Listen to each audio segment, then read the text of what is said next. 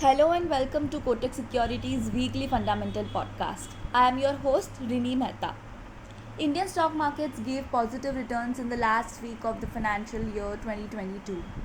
Globally too, markets remained broadly resilient, led by optimism on progress in Russia-Ukraine negotiations.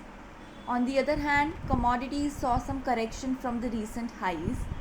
Crude oil prices corrected last week, and that is some positive for import dependent countries, including India.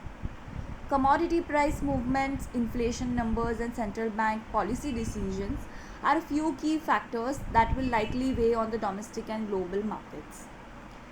If we look at foreign investors' interest, FII flows continue to remain negative in the month of March.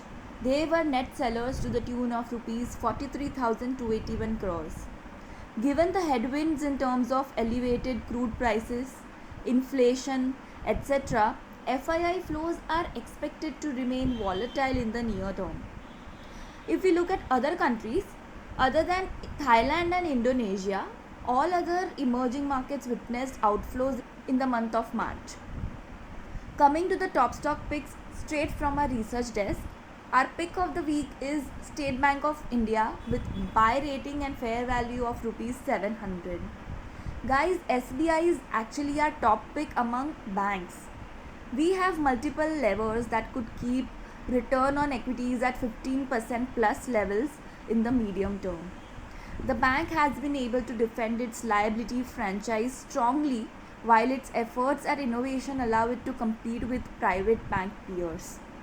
Further, SBI's loan book could be relatively well positioned in a rising interest rate environment. Guys, there is a high probability that return on equities could surpass 15% levels for the next few years for the bank. And valuations remain undemanding given the medium trends expected on return on equity. Moving on, from banking space, you can also consider buying Axis Bank with target of Rs 960. The bank has sealed the deal with Citibank. Axis Bank announced that it has signed an agreement to acquire 274 billion rupees of loans and 2.5 million credit cards. Second is rupees 500 billion of deposits, and third is 1.1 trillion rupees assets under management through wealth management and branches.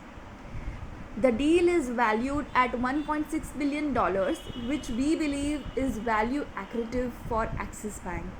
Of course, integration challenges remain a concern, but overall we see this as a positive development for Axis Bank. Lastly, you can also buy Hindalco with target of Rs 650. Hindalco has announced a $6 billion new growth capex to be spent over 5 years across divisions.